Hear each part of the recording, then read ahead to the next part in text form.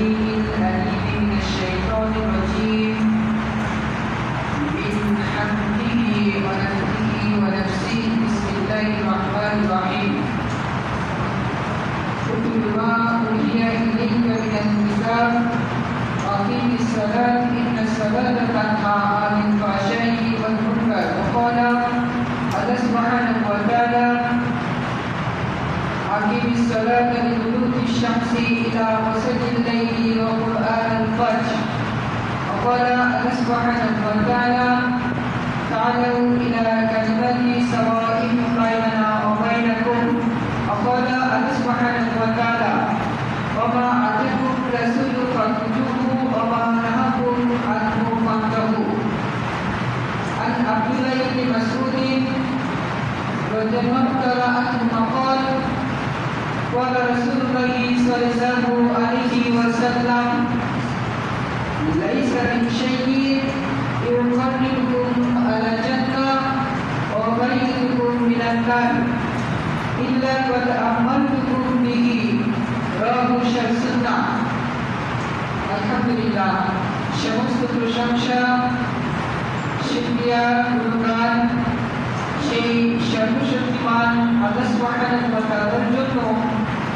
আল্লাহ সুবহানাহু ওয়া তাআলা প্রত্যেক সপ্তাহের ন্যায় আবারও আমাদের সকলকে মসজিদে উপস্থিত হওয়ার তৌফিক দিয়েছেন এবং যিনি আমাদেরকে দিন ইসলাম জানা বোঝা এবং সে অনুযায়ী পারিবারিক রাষ্ট্রীয় সামাজিক ব্যক্তিগত সকল স্টেপ সকল জীবন যাতে আমরা সুন্দরভাবে কোরআন এবং সহিহ সুন্নাহ মোতাবেক অর্জন করে চলতে পারি আল্লাহ সুবহানাহু ওয়া তাআলা এই তৌফিক আমাদেরকে দিয়েছেন এজন্য তার শুকরিয়া সুজুদ আদায় করি আলহামদুলিল্লাহ তার আরো শুকরিয়া আদায় করি সমস্ত কোটি সৃষ্টির মধ্যে মানব জাতিকে আল্লাহ সুবহানাহু ওয়া তাআলা শ্রেষ্ঠ জাতি হিসেবে স্বীকৃতি দিয়েছে তাই না সূরা আল-ইমরানের 110 নম্বর আয়াত পড়বেন যেখানে আল্লাহ সুবহানাহু ওয়া তাআলা বলছে আমি তোমাদেরকে বের করেছি মানুষের কল্যাণের জন্য এর কারণেই আমি তোমাদেরকে সর্বোত্তম শ্রেষ্ঠ মর্যাদা দিয়েছি তো আল্লাহ সুবহানাহু ওয়া তাআলার এই সমস্ত কোটি সৃষ্টির মধ্যে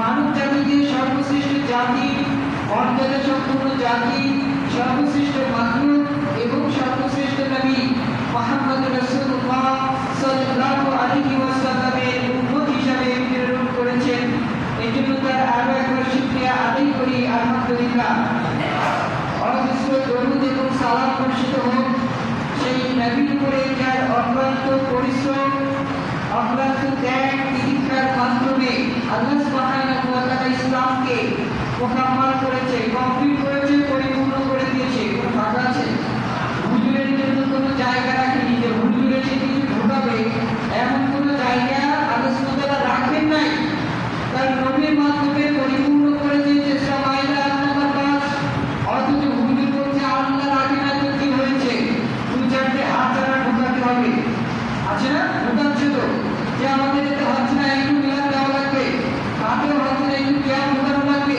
এতেও হচ্ছে না একটু সবাই বলাতে হাত বাড়াতে ঢোকাতে হবে এতেও হচ্ছে না আমাদেরকে একটু দরুদে ইব্রাহিম হচ্ছে না এখন বালাগাত কুরআন এই দরুদটা ঢোকাতে হবে অথচ আল্লাহ সুবহানাহু ওয়া তাআলা বলছেন পবিত্র কোরআন খুলবে সূরা শুআরা নম্বর 42 আয়াত নম্বর 21 আল্লাহ সুবহানাহু ওয়া তাআলা বললেন আল্লাহু শুরাকাউ লাহুম মিনাদ দীন তাদের মধ্যে এমন কিছু ব্যক্তি আছে এমন কিছু মানুষ আছে যারা নিজ হস্তে শরিয়া দ্বীন ধর্ম এটা রচনা করছে এটা কোরআন বলছে আল্লাহ যে আল্লাহু শুরাকাউ লাহুম মিনাদ দীন তাদের ভিতরে এমন কিছু ব্যক্তি আছে যারা শরিয়া দ্বীন রচনা করছে তৈরি করছে মা রামিয়াতান বিল্লাহ অথচ আমি আল্লাহ তাদেরকে ইখতিয়ার দিই নাই দ্বীন তৈরি করার জন্য আল্লাহ সুবহানাহু ওয়া তাআলা কি শরিয়া তৈরি করার ক্ষেত্রে কারো শিখ নিয়েছে শরীক করেছে বলেছে নাকি ফেরেশতারা আসো আমার সাথে এসে দ্বীন তৈরি করা হয়েছে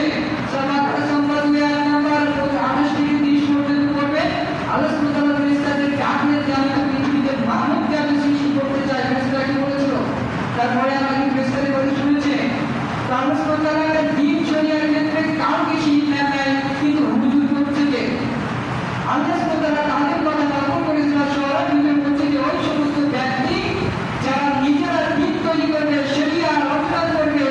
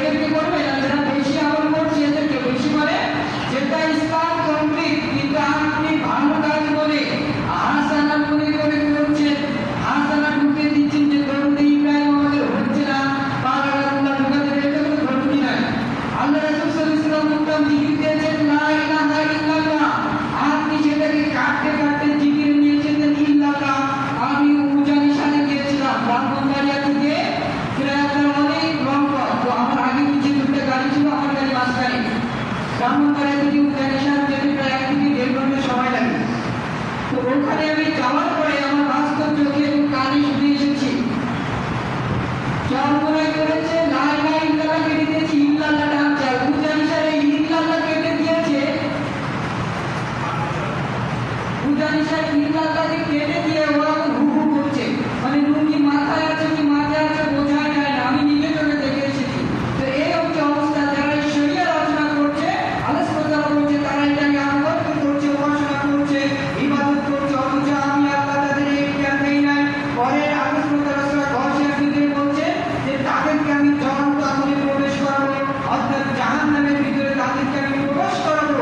যারা এইগুলো করছে, নিজ হস্তে যারা এটা পালন করছে, আল্লাহ রাসূল সাল্লাল্লাহু আলাইহি ওয়াসাল্লামের মাধ্যমে শরিয়া কমপ্লিট হয়েছে, তিনি যতটুকু আপনাকে দিয়েছে অতটুকু আপনাকে মানতে হবে, যা দেয় নাই তা আপনাকে বর্জন করতে হবে। শরিয়াতের মধ্যে নতুন কোনো কিছু প্রবেশ করানো যাবে না। সেই নবীর উপরে যার মাধ্যমে আল্লাহ সুবহানাহু ওয়া তাআলা তিনি ইসলামকে কমপ্লিট করেছে, তার দরুদ তারপরে বর্ষিত হোক আল্লাহুম্মা সাল্লি আলাইহি আল্লাহুম্মা বারিক আলাইহি। সম্মানিত সুধী, 12টি মাস আল্লাহ সুবহানাহু ওয়া তাআলা এই যে 12টি মাস তথা 365 দিনে 363 দিনে ভাগ করেছে। সৃষ্টির সূচনা থেকে আজ অবধি এই যে সময়, এই যে টাইম, এটা আল্লাহ সুবহানাহু ওয়া তাআলা সৃষ্টিকর্তা। সময়টা একটা বস্তু, একটা সৃষ্টি মাখলুক। দেখবেন অধিকাংশ জায়গায় আল্লাহ সুবহানাহু ওয়া তাআলা সময়কে নিয়ে কসম করেছেন, আসরে, আসরের শপথ, অল ফাজরে, ফজরের শপথ, অনলাইন রাতের শপথ। এখন ম্যাক্সিমাম জায়গায় আল্লাহ সুবহানাহু ওয়া তাআলা শপথ করেছেন এই উদ্দেশ্যে যে আমি এই সময়টাকে সৃষ্টি করেছি, তৈরি করেছি। মানুষ জাতি গাফেল, মানুষ জাতি অলস গাফেল, এবং এই সময়টা নিয়ে শপথ করার মাধ্যমে আল্লাহ সুবহানাহু ওয়া তাআলা সময়ের গুরুত্বকে বোঝাতে চেয়েছেন যে তোমরা তো গাফেল জাতি, সময়টাকে যথাযথভাবে মূল্যায়ন দিবে। সময়টা যাতে আমাদের মাধ্যমে হেলায় চালায় কেটে না যায়। যাই তো অনেকে সময় আমরা সঠিক সময়ে সঠিক কাজটা করতে পারি না, সঠিক সময়ে সঠিক কাজটা করতে পারি না। এই সময়ের মধ্যে অন্যতম একটি দিন বা অন্যতম একটি অর্থ, সেটি হচ্ছে জুমার অর্থ। জুমার দিন এমন একটি দিন যেদিন আল্লাহ রাসূল সাল্লাল্লাহু আলাইহি ওয়াসাল্লাম বলেছেন, সুনান তিরমিজি হাদিস নাম্বার 1718, কোনো ব্যক্তি যদি এই দিনে মারা যায়, ইন্তেকাল করে, ওফাত হয়ে যায়, আল্লাহ সুবহানাহু ওয়া তাআলা ওই দিনের জন্য তার কবরের যে ফিতনা, কবরের যে আযাব, ওই দিনের জন্য তিনি ক্ষমা করে দেন। সুবহানাল্লাহ। জুমার দিন সম্পর্কে আল্লাহ রাসূল সাল্লাল্লাহু আলাইহি ওয়াসাল্লাম বলেছেন, সুনান আবু দাউদ কিতাবুল জুমা হাদিস নাম্বার 3, এই দিনটাকে ঈদের দিনের সাথে তুলনা করেছে। একটি ছোট বা সাপ্তাহিক ঈদের দিনের সাথে আল্লাহ রাসূল সাল্লাল্লাহু আলাইহি ওয়াসাল্লাম এটা তুলনা করেছেন, মানে এটা গুরুত্ব এবং মহত্ব ফজিলত বোঝানোর জন্য। কথা বুঝতে পারছেন? যেহেতু আল্লাহ রাসূল আমাদের দুইটা ঈদ দিয়েছে, কয়টা? মুসলমানদের জন্য উৎসব ঈদ হচ্ছে দুইটা, ঈদ, ঈদুল আযহা এবং অপরটি ঈদুল ফিতর। তবু আল্লাহ রাসূল জুমাকে ঈদ করেছেন কারণ তার গুরুত্ব, মহত্ব, ফজিলত বোঝানোর জন্য। জুমার দিন হচ্ছে এমন একটি দিন, কোনো ব্যক্তি যদি জুমার সালাতকে কেন্দ্র করে সর্বপ্রথম মসজিদে উপস্থিত হতে পারে, একটি উট কুরবানি করে যত নেকি বা সওয়াব পাওয়া যায়, আল্লাহ সুবহানাহু ওয়া তাআলা তার আমলনামাতে অত সওয়াব লিপিবদ্ধ করে দিবেন। এখন আমরা এটা থেকে পিছিয়ে আছি, যেমন আমাদের অন্তরটা, আমাদের হৃদয়টা আল্লাহ সুবহানাহু ওয়া তাআলার উপরে ভয়, ভীতি, ভালোবাসা এটা নাই, মুছে গেছে, নষ্ট হয়ে গেছে। একটি লাল উট দাম কত হবে? অনেক টাকা দাম, 2 থেকে 3 লাখ টাকা দাম। কিন্তু এখন যদি এই মসজিদের পক্ষ থেকে বলা হয় যে আগামী শুক্রবারে যে সর্বপ্রথম মসজিদে আসতে পারবে তার একটি ছাগল বা একটি মুরগি বা একটি হাঁস উপহার দেওয়া হবে, দেখুন ফজরের মসজিদ ভরে গেছে, তাই না? ফজরে ভরে গেছে। যদি এটা বলা হয়, পাবলিশ করা হয় যে আগামী শুক্রবার সর্বপ্রথম যে ব্যক্তি মসজিদে আসবে তার একটি হাঁস অথবা দেশি মোরগ অথবা ছাগল এটা তাকে উপহার করা হবে, ফজরের মসজিদ দান করবে। কিন্তু আল্লাহ সুবহানাহু ওয়া তাআলা একটি লাল উট দিতে যাচ্ছেন, বাচ্চা এটা নিতে যাচ্ছে না, ন্যায়টা নিতে পারছে না, কারণ আমাদের হৃদয়টা, অন্তরটা পচে গেছে। আল্লাহ সুবহানাহু ওয়া তাআলার ভয়, ভীতি, ভালোবাসা নেই। ট্র্যাডিশনাল ভাবে আমরা মুসলিম সমাজে বসবাস করি, মুসলিম সোসাইটিতে। এই জন্য জুমার দিন বাৎসরিক 2 ঈদের সালাত এবং সাপ্তাহিক জুমার দিন নামাজ না পড়লে নয়, তাই মসজিদে আসে। বুঝতে পারছেন? আল্লাহ সুবহানাহু ওয়া তাআলা আপনি আমাদের এই জুমার দিনে আমলটা করার তৌফিক দান করো, আল্লাহুম্মা আমিন।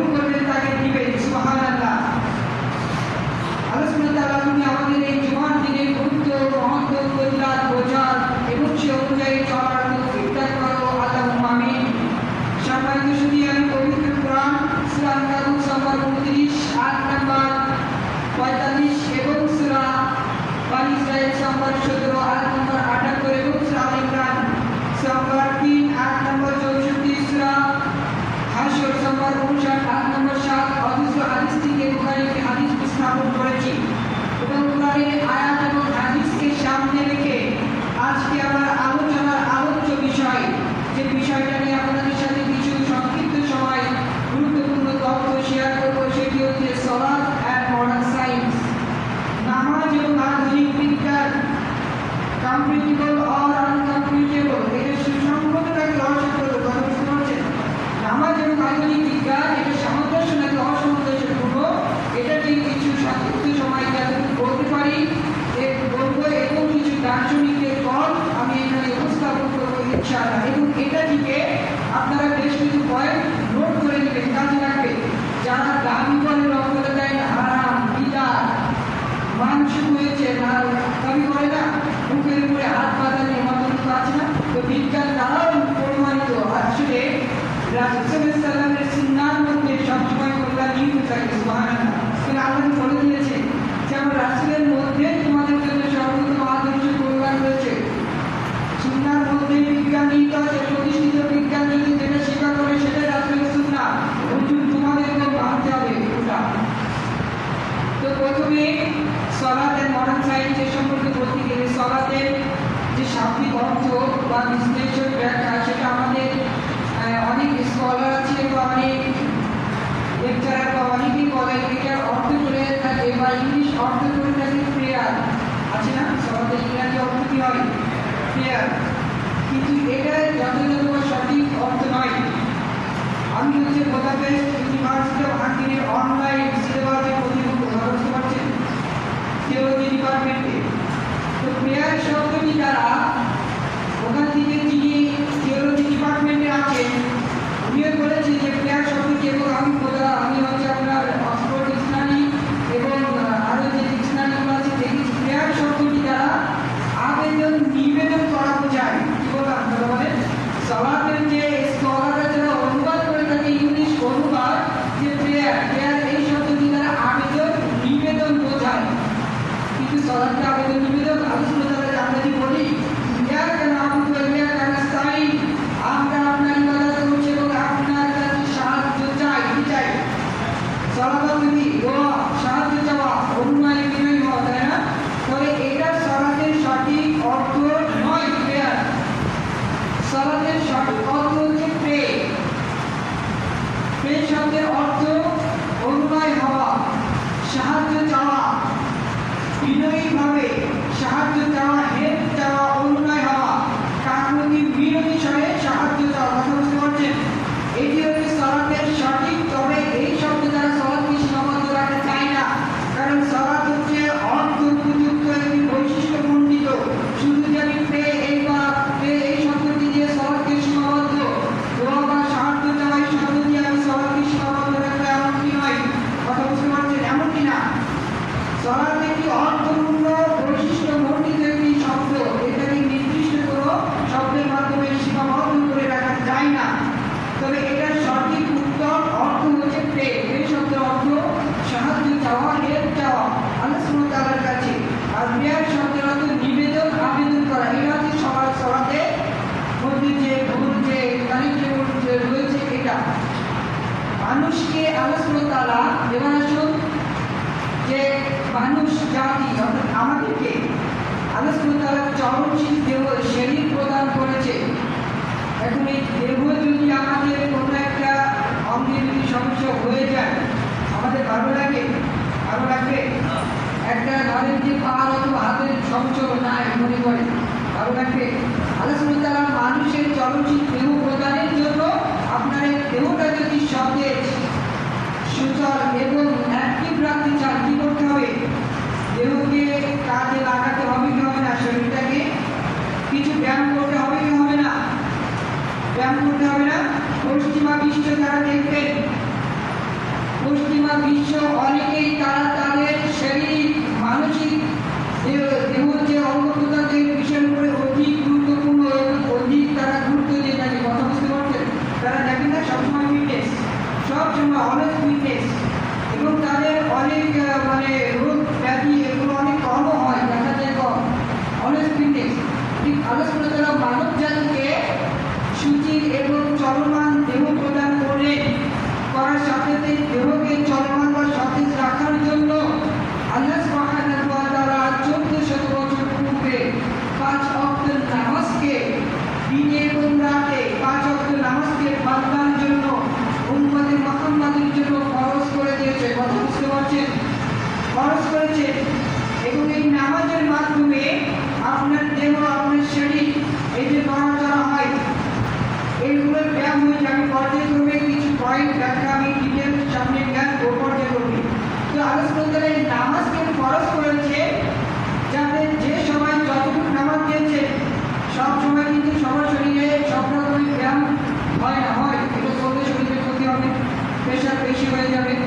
তো যখন যতটুকু প্রয়োজন আল্লাহ সুবহানাহু ওয়া তাআলা এই 5 বার দিনে এবং রাতে 5 ওয়াক্ত নামাজকে বান্দার জন্য ফরজ করেছে তার দেহটাকে সতেজ এবং অ্যাক্টিভ রাখার জন্য, সুচল রাখার জন্য। কথা বুঝতে পারছেন?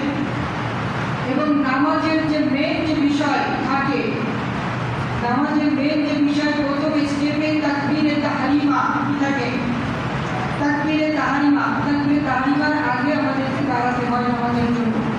তো তাকবীরে তাহরিমা বলার সময় আপনি যখন দুহাত কাঁধ বরাবর বা কানের লতি বরাবর উঠাচ্ছেন, তাই না? উঠাচ্ছেন না, এটাকে কি বলা হয়? তাকবীরে তাহরিমা বলা। আবার রফুল ইয়াদাইন বলা হচ্ছে কি হচ্ছে না? পয়েন্ট নোট করবেন এখান থেকে। যখন বিজ্ঞান বলছে, ইউরোপিয়ান চিকিৎসা বিজ্ঞান তারা বলছে, ডক্টর মাহেদ উসমানী, যিনি পাকিস্তানের বিখ্যাত ডক্টর, তিনি ফিজিওথেরাপি উচ্চ ডিগ্রি অর্জন করার জন্য ইউরোপে গিয়েছিলেন। ইউরোপের পশ্চিমারা বা ইউরোপ কান্ট্রিগুলোতে তিনি দেখে অবাক হয়ে গিয়েছিলেন। তিনি বলছেন, আমি একজন ট্র্যাডিশনাল মুসলিম হিসাবে নামাজ পড়তাম, এটা করতে হয়, এই জন্য ইবাদত ইসলামী একটি পদ্ধতি, এই জন্য আমি করতাম। কিন্তু আমি যখন ফিজিওথেরাপির উচ্চ ডিগ্রি অর্জন করতে ইউরোপে চলে যাই, যখন ওখানে আমি নামাজের ব্যায়াম এটা স্টাডি, আমাকে যখন স্টাডি করতে যাই, আমি যখন গবেষণা স্টাডি করি, তখন আমি অবাক হয়ে গিয়েছি। তখন যে আমি এই নামাজকে এতদিন মনে করতাম এটা শুধু একটি ইবাদত, কিন্তু এখানে এমন এক জিনিস গবেষণা হয়, এমন জিনিস উৎপাদন হচ্ছে যেটা দেখে আমি অবাক হয়ে গিয়েছিলাম। নামাজের মধ্যে এবং বাইরে যত কিছু আছে সবগুলো সেগুলো ব্যায়াম হিসেবে তারা করছে। সুবহানাল্লাহ। তো প্রথম স্টেপে তাকবীরে তাহরিমা। বিজ্ঞান বলছে, চিকিৎসা বিজ্ঞান, যখন কোনো ব্যক্তি এভাবে হাত উত্তোলন করে, 2 হাত, তখন তার ঘাড়, কোমর এবং 2 হাতের পাঁজরের পেশি ব্যায়াম হয়ে যায়।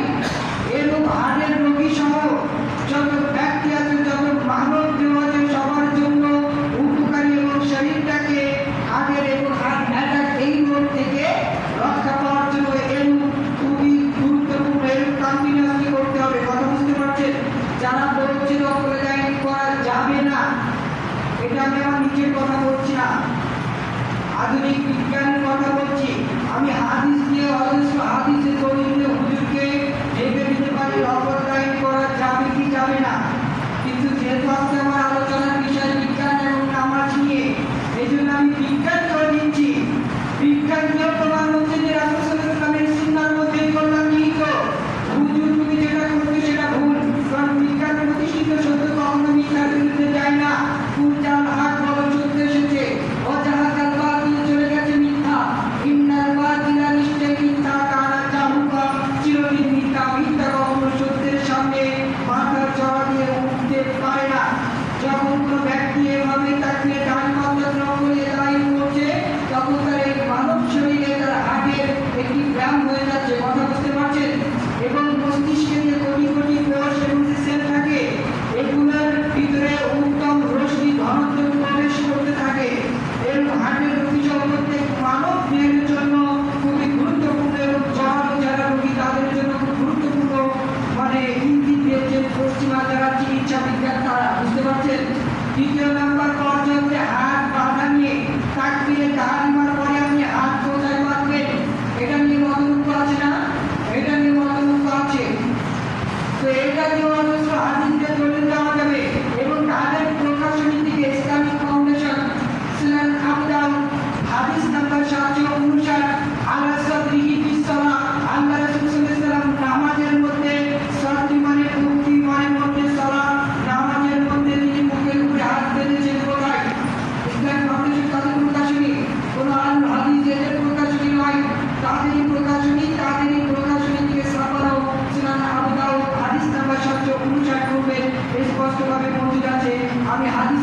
যাচ্ছি না, বিজ্ঞানের দিকে আমি আসি। সমাজে হাত বাঁধা নিয়ে মতটুকু আছে আমাদের। চিকিৎসা বিজ্ঞান বলছে ডক্টর মাজেদ ওসমান, উনি বলছেন উচ্চতর ডিগ্রি অর্জন করার জন্য যখন তিনি ইউরোপে চলে যান, তিনি বলছেন আমাদেরকে এটা শিক্ষা দেওয়া হয়, আমাদেরকে স্টাডি করা হচ্ছে কোনো ব্যক্তি যদি বাম হাতকে এভাবে রেখে ডান হাতের কেজির সাথে বুকের উপরে এভাবে রাখে, ভালো করে দেখবেন, কোনো ব্যক্তি যদি এভাবে রাখে সিনা বরাবর, তাহলে বাম এবং আমরা অনেকেই জানি যে বাম এবং ডান দিকের কার্যক্রম পৃথক পৃথক, এটা অনেকেই জানি এবং যারা সায়েন্স স্টুডেন্ট তারা বুঝবেন। তো তিনি বলছেন যখন কোনো ব্যক্তি বাম হাত এভাবে রেখে তার উপরে ডান হাত এভাবে রাখেন, তখন তার হাতের ভিতরে একটি সুস্বাস্থ্য উষ্ণতা প্রবেশ করতে থাকে, একটি ধনাত্মক রশ্মি, অদৃশ্য রশ্মি ঝরতে থাকে তার ভিতরে। কথা বুঝতে পারছেন?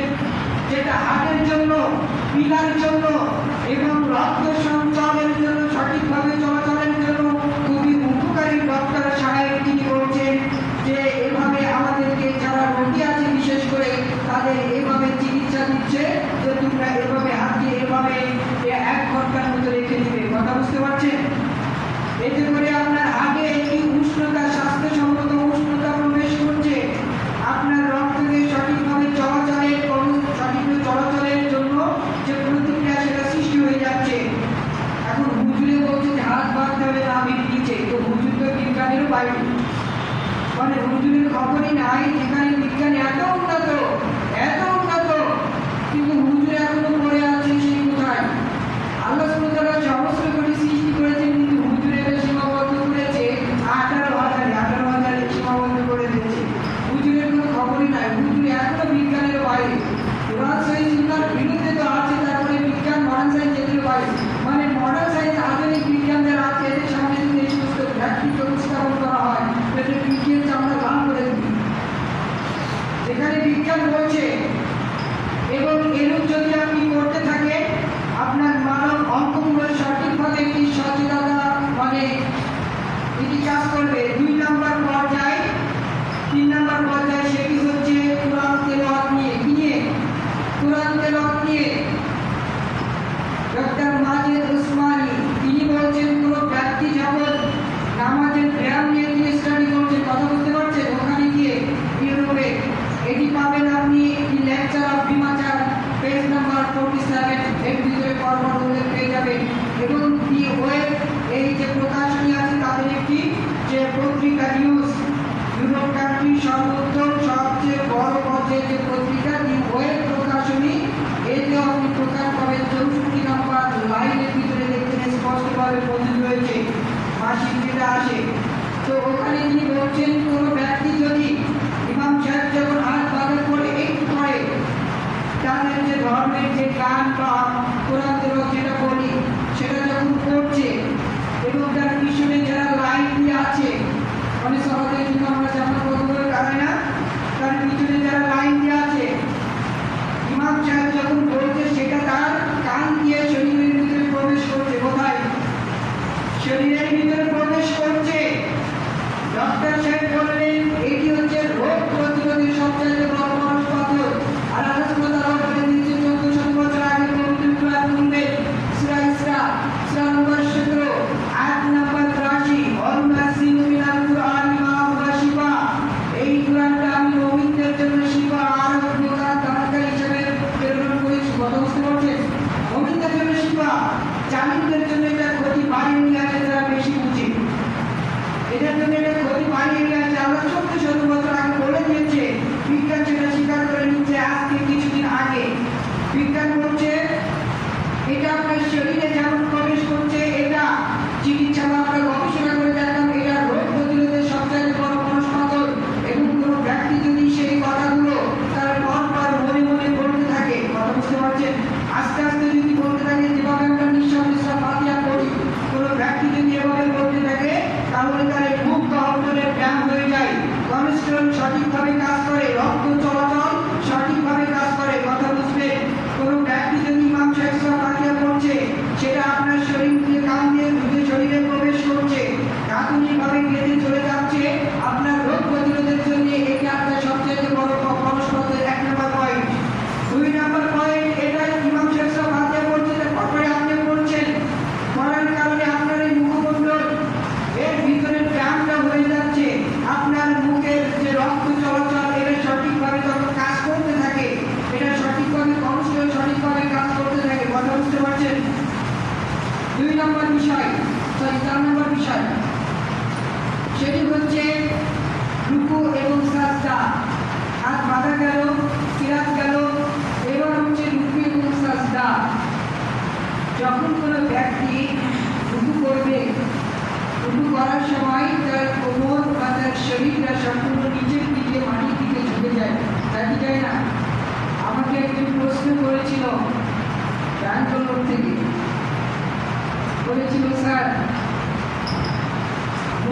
আপনারা আপনাদের মতো করে কি পৃথিবীর সমস্ত নবীরা যেহেতু রূপচিন্তা করে আছে তাই বলে দেন, আপনাদের মতো করে কি রূপচিন্তা করেছে? সে একজন গবেষক, কিন্তু সে আমার গল্পের দলিল দিচ্ছে। গোড়া থেকে দেখেন আল্লাহ সুবহানাহু ওয়া তাআলা বলেন সূরা আল ইমরানের 49 নম্বর আয়াতে, ওয়া রাসূলান ইল্লা বানি ইসরাঈল, আমি তো কেবল শুধু ঈসা মাসি তথা জিসাস ক্রাইস্ট যীশু খ্রিস্টকে ঈসা আলাইহিস সালাম তথা খ্রিস্টানদের জন্য প্রেরণ করেছি।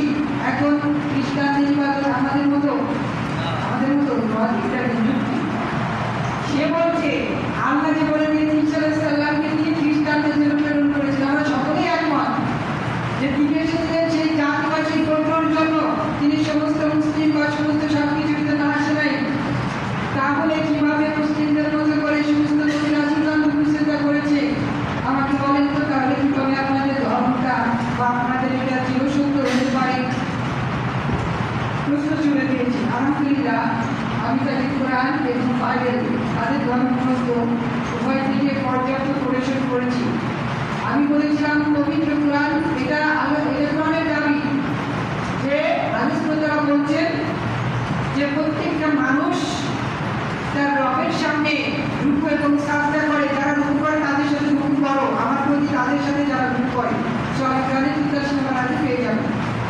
এবং একই কথা বলছে Bible, old testament book of Exodus 17 নম্বর অধ্যায়ে 24 নম্বর ভার্স খুলে দেখবেন, যেখানে বলা হয়েছে যে আব্রাহাম তিনি দুই হাতকে এই দুই উরুর উপরে রেখে মাথাটা মাটির দিকে ঝুঁকালেন। তারপরে কোন দিকে নিষ্পাত করছে? রুকুর দিকে। দুই হাত দুই পায়ে রেখে মাথাটা মাটির দিকে ঝুঁকালেন।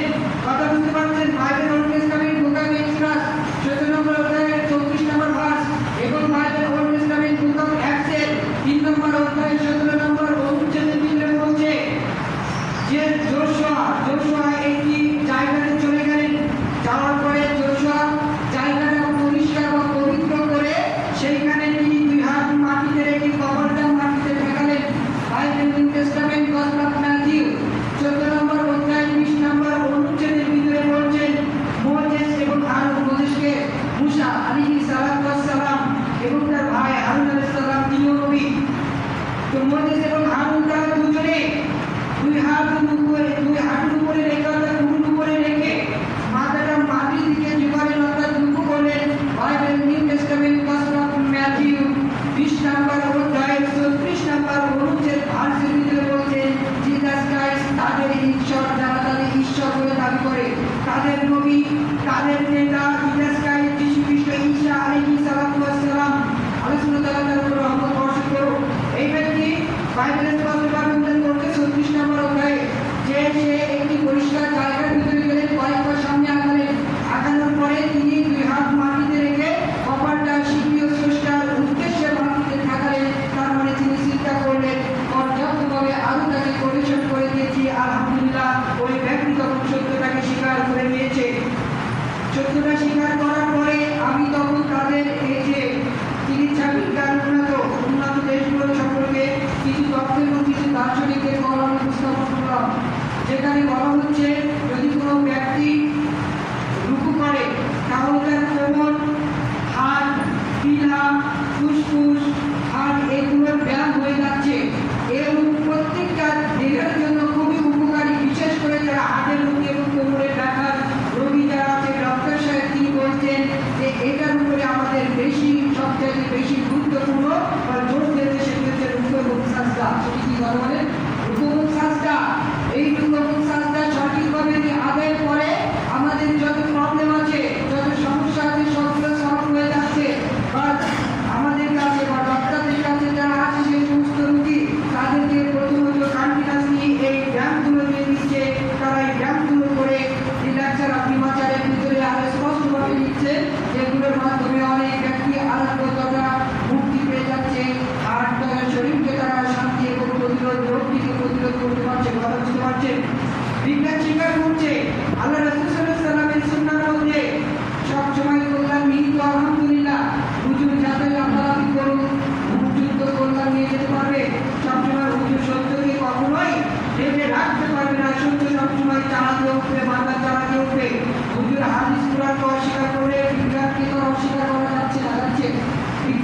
হুজুরের চাইতে অনেক উন্নত।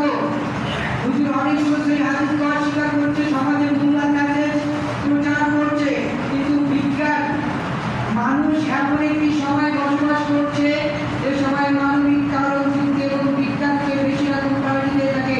আপনি পশ্চিমাদের কাছে একটা তথ্য উপস্থাপন করবেন, ওটা তারা ততটুকু মানবে না যতক্ষণ না পর্যন্ত তারা ওটা নিয়ে গবেষণা করবে। কথা বুঝতে পারছেন?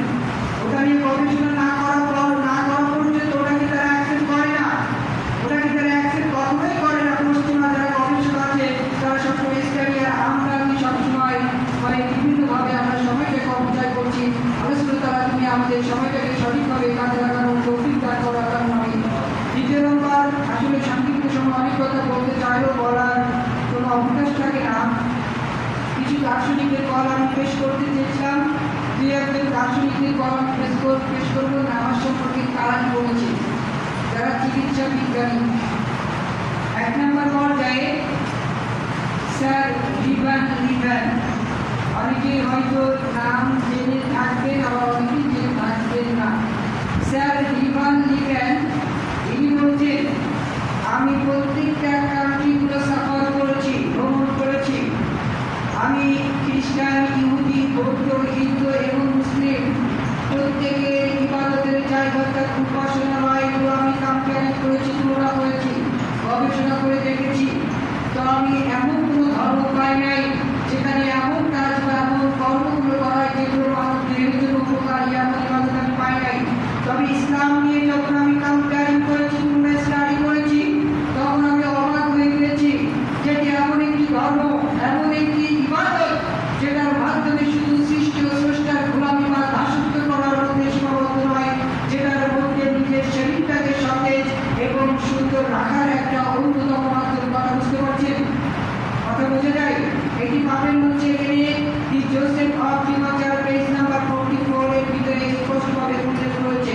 বিভিন্ন গ্রন্থি তাদের জীবনে গ্রন্থগুলো পড়তে থাকেন, সবগুলোর অ্যান্সার এখানে দেওয়া আছে। চিকিৎসা মহাবিজ্ঞানীদের জীবন গ্রন্থগুলো আপনি স্টাডি করলে অবাক হয়ে যাবেন। এবং আমি অনলাইনে বেশ কিছু জায়গাতে আমি বিভিন্নভাবে বেশ কিছু নেওয়ার চেষ্টা করি।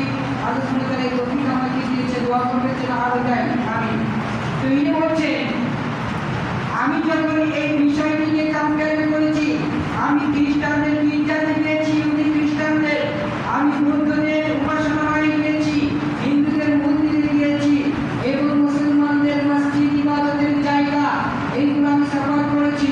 আমি ইন্দোনেশিয়া সফর করেছি, বিভিন্ন ইসলামিক কান্ট্রিগুলো সফর করেছি, কম্পেয়ারিং করার জন্য, স্টাডি করার জন্য, সঠিক তথ্যটা দেওয়ার জন্য।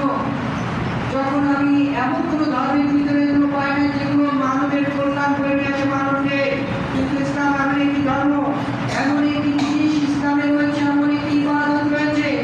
বিশেষ করে সে বলেছেন যে নামাজের মধ্যে যেগুলো রয়েছে এগুলো সবচেয়ে তিনি বেশি জোর দিয়েছেন, যেমন তাকবীরে তাহরিমা, রকু, উদয় হাত বাঁধবেন এবং রুকু এবং সাজদা, এই কয়টা বিষয়ের অনেক জোর দিয়েছেন তিনি বলছেন কোন ব্যক্তি এগুলো করার কারণে শুধু যে সৃষ্টি ও স্রষ্টা প্রভুর আনুগত্য, গোলামি, দাসত্ব এটার মধ্যে সীমাবদ্ধ নয়, তারা তাদের মানব দেহটাকে সঠিক এবং সচল রাখার একটা উত্তম পদ্ধতি, একটা উত্তম জ্ঞান।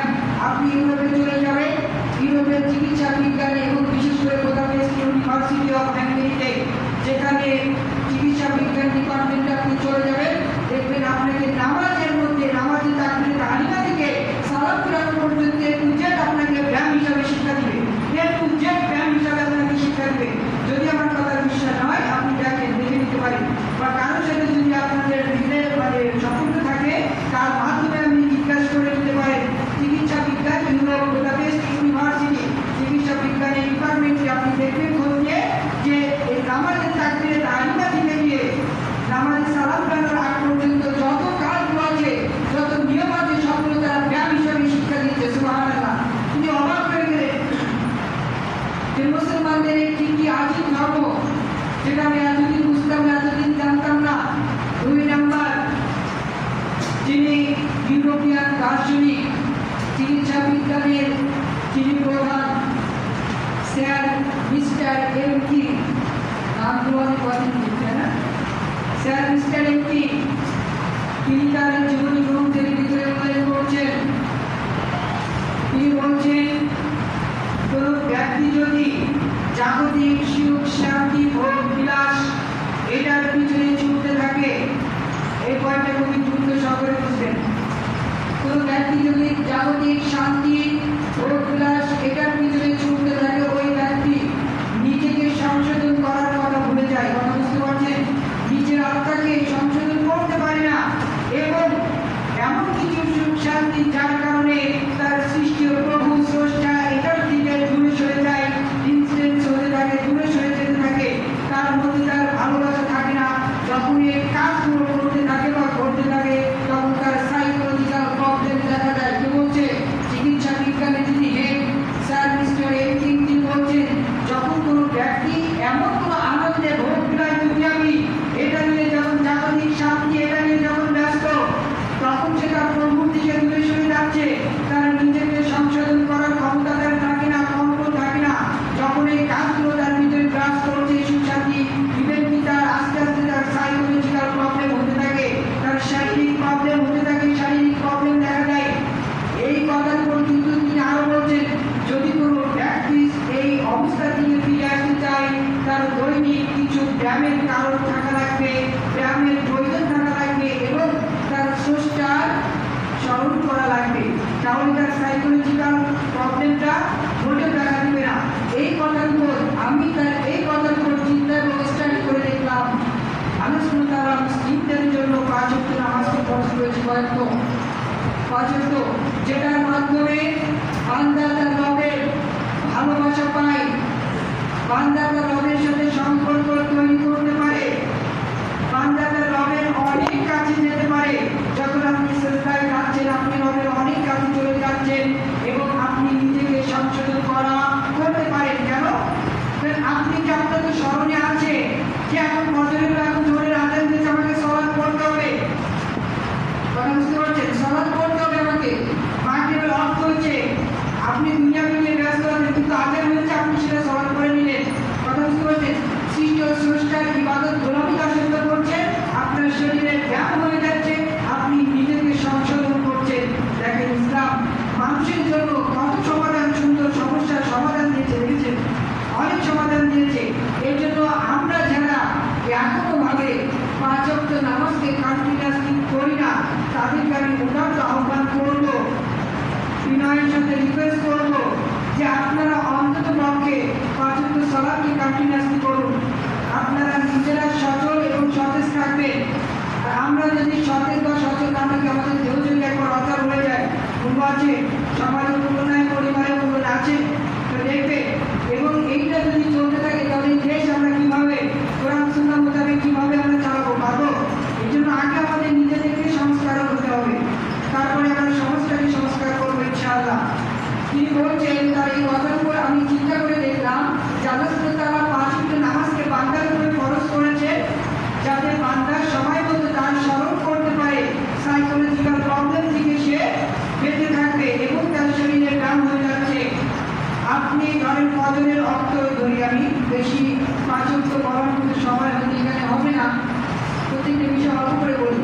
ফজরের অর্থে সারা দিন আপনি নিজেদের উদ্দেশ্যে কাজকর্ম করে রাতটাকে আল্লাহ সুবহানাহু ওয়া তাআলা বিছানা আরামের জন্য করেছেন, তাই না?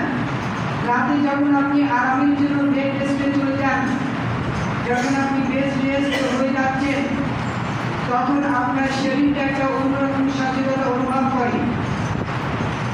আপনার দিনা আপনার মগজ বা আপনার দেহান এগুলো সম্পূর্ণ খালি এবং একটা অন্যরকম হয়ে যায়, খালি হয়ে যায়। এই সময় যদি এই সময় ঠিক আল্লাহ সুবহানাহু ওয়া তাআলা ফজরের সালাতকে ফরজ করেছেন, যে সময় কোনো চাপ থাকে না, যে সময় সূর্যের প্রতিকার রশ্মি যখন পড়তে না পারে, ঠিক সেই মুহূর্তে অন্ধকার সময় আল্লাহ সুবহানাহু ওয়া তাআলা ফজরের ফরজ 2 রাকাত সালাতকে ফরজ করেছেন। আল্লাহ চাইলে 4 রাকাত দিতে পারতো, কেন জানেন? বান্দার শারীরিকের কথা চিন্তা করে, যেটা বিজ্ঞান স্বীকার করে নিয়েছে আজকে, অথচ আল্লাহ সুবহানাহু ওয়া তাআলা 1400 বছর আগে পবিত্র কোরআনে আল্লাহ রাসূলের মাধ্যমে মেসেজ দিয়ে রেখেছে, সত্যটা এইভাবেই চলছে, সেটা বিজ্ঞান যদি পূর্বে স্বীকার করেছে। কথা বুঝতে পারছেন? আপনি যখন 2 রাকাত ফজরের ফরজ সালাত আদায় করছেন হালকার উপর দিয়ে, এটা আপনার শরীরে কি পরিমাণ সচেতনতা এবং কি পরিমাণ সচল করে নিয়ে আসে এটা আপনি জানেন না বললাম। এই হালকা ব্যায়ামের মধ্যে আপনার শরীরটা একটি সতেজ হয়ে যায়, একটি অ্যাক্টিভনেস ভালো থাকে, আপনার সাইকোলজিক্যাল এই প্রবলেম আর থাকে না, আপনার মন মাইন্ড সবসময় ফ্রেশ থাকে। 2 রাকাত সালাত ফরজ করেছে আল্লাহ, 4 রাকাত দেয়নি, কারণ 4 রাকাতে হয়তো তার বান্দার প্রবলেম থাকতে পারতো শারীরিক। কারণ ওই সময় ডক্টর বলছে যখন আপনি রাতে ঘুমানোর পরে ভোরে উঠছেন, ভোরে উঠার পরে আপনার নীলা সবগুলো খালি হয়ে যায়, আর এই সময় যদি আপনি আপনার শরীরের উপর বেশি প্রেশার ক্রিয়েট করেন তাহলে আপনার শরীরের জন্য খুব খারাপ কিছু বয়ে নিয়ে আসবে, খুব খারাপ কিছু এবং এমনকি রোগ বয়ে নিয়ে আসতে পারে। ডক্টর স্বীকার করেছে এই রোগের চিকিৎসা বিজ্ঞানী। আল্লাহ সুবহানাহু ঠিক বান্দার কল্যাণের কথা চিন্তা করে ডক্টর স্বীকার করেছে, কোরআন হাদিস করেছে কিছুদিন আগে আল্লাহ সুবহানাহু 1400 বছর আগে আমার রাসূলের মাধ্যমে এটা পরিষ্কার করে দিয়েছেন যে কোনো বান্দা ফজরের যে 2 রাকাত সালাত এটা যদি পড়ে তাহলে তার শারীরিক গঠন সুন্দর হয়ে যায়, তার যত প্রবলেম আছে মানব দেহে সবগুলো সলভ হয়ে যায়, তার সাইকোলজিক্যাল প্রবলেমগুলো সঠিকভাবে কাজ করতে থাকে, মস্তিষ্কের যে কোটি কোটি সেল আছে এগুলো সঠিকভাবে কাজ করতে থাকে, তার মন মাইন্ড সবসময় ফ্রেশ থাকে এবং একটা সচেতনতা একটা অ্যাক্টিভনেস কাজ করে। কথা বুঝতে পারছেন? সারাদিন তার মাইন্ড ফ্রেশ থাকে, কাজে কর্মে মন বসে। কিন্তু কোনো ব্যক্তি যদি এটার উপরে অতিরিক্ত প্রেশার ক্রিয়েট করে তাহলে তার জন্য খারাপ কিছু হয়ে আসবে, যেটা বিজ্ঞান স্বীকার করেছে।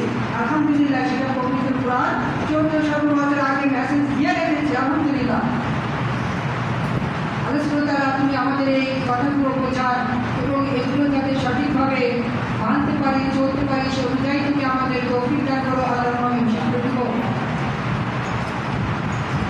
এবং আরেকটি পয়েন্ট আমি বলে একটু কথা বলে আমি শেষ করে দিচ্ছি। বলবেন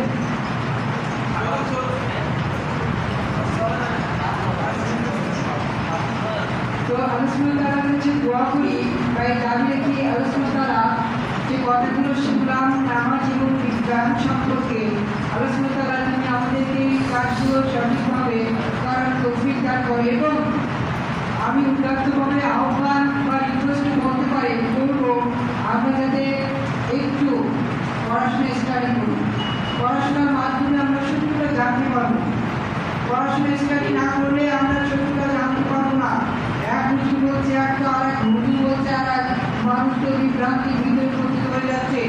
এখন এটা থেকে সমাধান নিতে হবে না, এটা থেকে সমাধান হচ্ছে, উত্তম সমাধান হচ্ছে কোরআন এবং সেই হাদিস, আল্লাহ রাসূল সাল্লাল্লাহু আলাইহি ওয়াসাল্লামের সেই হাদিস এবং পবিত্র কোরআন। আল্লাহ সুবহানাহু ওয়া তাআলা বলছেন সূরা নিসা 4 নম্বর 59, ফাইন্দার জাতু, যখন তোমাদের ভিতরে মতভেদ তৈরি হয়ে যাবে, হুজুর বলছে এক, আর একজন বলছে আর এক, তখন তোমরা কি করবে? ফারাদুহু, প্রত্যাবর্তন করবে, ফিরে আসবে ইলাল্লাহি ওয়া রাসূল, আল্লাহ এবং তার রাসূলের দিকে। কথা বুঝতে পারছেন? এই জন্য আমরা একটু হলে পড়াশোনা করবো, গবেষণা করবো। আমাদের যে আল্লাহ সুবহানাহু ওয়া তাআলা যে সময়টা দিয়েছেন মূল্যবান সময়, এই সময়টা আমরা দিনের ক্ষেত্রে কাজে লাগাবো। আল্লাহ আমাদের এই পথটাকে সহজ করে দিন। আল্লাহুম্মা আমিন। আমরা যদি আল্লাহ সুবহানাহু ওয়া তাআলার দ্বীনের জন্য চেষ্টা করি, সংগ্রাম করি, তাহলে আল্লাহ সুবহানাহু ওয়া তাআলা আমাদের পথকে সহজ করে দিবেন। আমরা যদি না করি তো আল্লাহ সহজ করে দিবে না।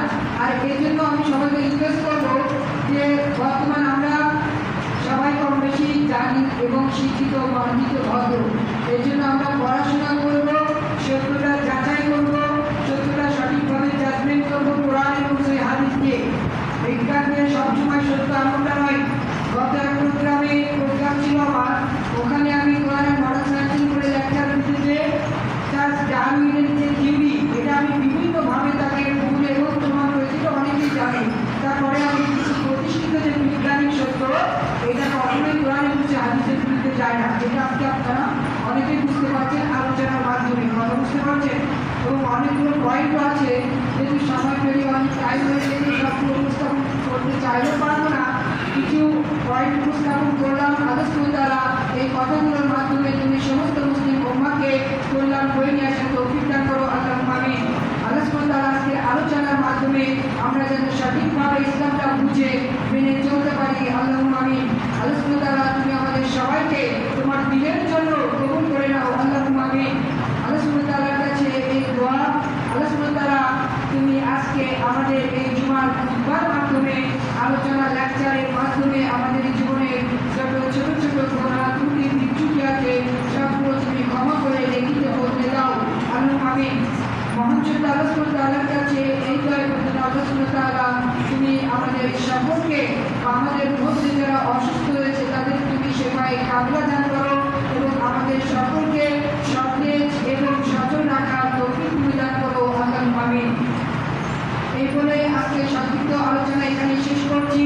আখিরি দাওয়ানা আলহামদুলিল্লাহি রাব্বিল আলামিন। আরেকটি ঘোষণা, আপনাদের আগামী শুক্রবার সোনামণি সংগঠন থেকে একটি অনুষ্ঠান আছে। সোনামণি যে প্রতিযোগিতা